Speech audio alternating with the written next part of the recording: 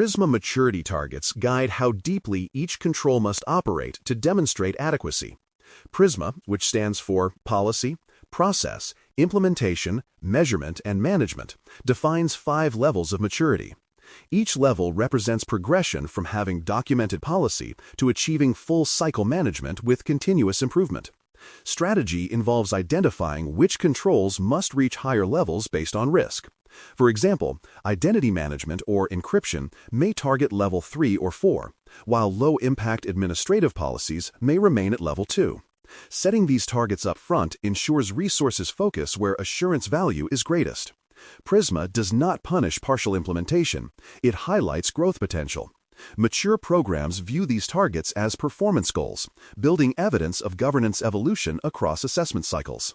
Sampling design ensures fair, representative testing of control performance. Instead of reviewing every record or system, assessors and organizations agree on sample sizes, selection windows, and criteria that balance practicality with statistical validity.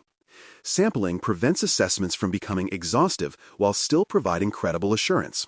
For example, verifying password policy enforcement may involve selecting 10% of user accounts from different departments. The sampling window, the period evidence must represent, should align with operational cycles like quarterly reviews or patch cadences. Transparent sampling design protects both parties. It limits unnecessary data exposure while providing assessors with enough material to confirm control effectiveness objectively. Evidence depth varies depending on control type and assurance objective. Some controls require screenshots, reports, and logs, while others rely on policy documents or interview summaries. For high-impact controls, like encryption, backups, and access reviews, evidence should demonstrate not only that the process exists, but that it operates consistently. For example, showing 3 consecutive months of patching reports provides stronger assurance than a single sample. Depth is about credibility, not volume.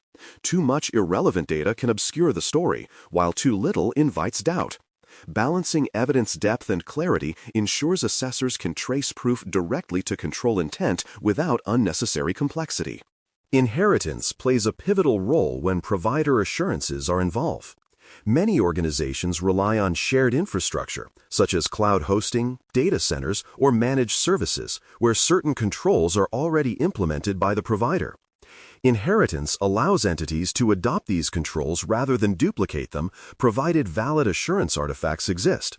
For instance, a cloud provider's SOC 2 or ISO 2700 certification can support inherited physical and infrastructure controls. However, inheritance has limits. The organization must still verify that inherited controls remain applicable and current. It must also maintain oversight of provider performance through contracts and monitoring. Effective inheritance demonstrates efficiency and trust, ensuring coverage without redundancy. Vendor risk management extends this logic to the supply chain. Vendors must be classified into tiers based on the sensitivity of data they handle or services they provide. High-tier vendors, like data processors or hosting providers, require periodic assessments, certifications, or evidence reviews. Lower-tier suppliers may only need policy attestations or questionnaires. Monitoring ensures that vendor risk posture stays aligned with internal standards. For example, annual reviews may confirm that a vendor's encryption controls and incident response procedures remain current. Transparent vendor management protects not only compliance status, but also operational resilience, showing that risk governance extends beyond internal walls. Cryptography remains one of the most technical and tightly controlled areas within R2. It governs key management, certificate issuance, and encryption standards across data at rest and in transit. Keys must be generated securely, stored in approved hardware or software modules, rotated periodically, and retired properly. Certificate governance covers lifecycle management, revocation procedures, and validation of external trust chains. For example, confirming that expired certificates are automatically flagged and replaced demonstrates operational discipline. Effective cryptographic governance provides both confidentiality and integrity, 2 pillars of assurance that no framework can function without. In R2, these details turn mathematics into verifiable trust. Logging, Monitoring and alert thresholds transform system activity into actionable visibility. Every significant event, access, configuration change, or security alert must be recorded, retained, and analyzed according to defined thresholds. Automation and centralization help detect anomalies faster. For example, a system generating high login failures should trigger alerts that analysts investigate promptly. Logging without analysis produces noise, while thresholds without context miss patterns. Maturity here means establishing baselines, integrating alerts with incident response, and continually refining detection logic. In R2, evidence of monitoring demonstrates vigilance. It shows that the organization watches itself as carefully as outsiders would. Business continuity and recovery practices ensure resilience when disruption occurs. Plans must define recovery objectives, backup strategies, and communication procedures that protect both data and reputation. Testing confirms these plans function under stress, not just on paper. For example, conducting annual recovery exercises for key systems validates readiness and reveals improvement areas.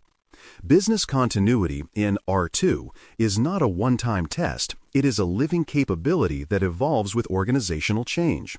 When disaster recovery integrates with cybersecurity, downtime becomes manageable rather than catastrophic.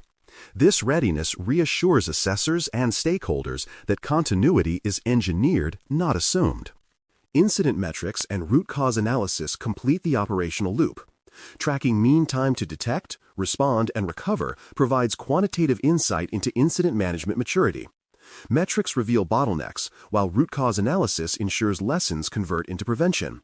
For instance, repeated phishing incidents might prompt improved user training or email filtering controls. Measuring success over time, through trend analysis or recurrence rates, shows whether the program learns or merely reacts. Within R2, maturity comes from using incidents as fuel for improvement, not as markers of failure. The best assurance reports show declining response times and rising evidence of institutional learning. Assessor cadence, quality assurance, and closure processes bring the R2 cycle to completion. Engaging assessors with predictable communication rhythms, structured Q&A management, and documented closure criteria ensures reviews end smoothly. QA teams confirm that all evidence, scoring, and narratives align before certification submission. Each question must close with acceptance notes and traceable resolution. For example, a control initially scored as partially implemented may be revalidated to fully implemented once missing evidence is verified.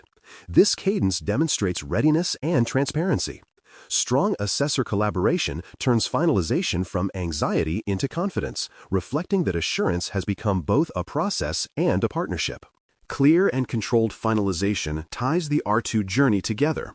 From scoping and evidence gathering to scoring, communication, and certification, each step builds on the one before it. The result is not only compliance, but a sustainable culture of accountability and improvement. Quick reference guides and summary dashboards help teams maintain awareness long after certification. An organization ready for finalization understands its boundaries, monitors its environment, and manages its commitments with precision. That readiness is the real product of R2, not just a certificate, but a system of trust, discipline, and measurable assurance that strengthens with every cycle.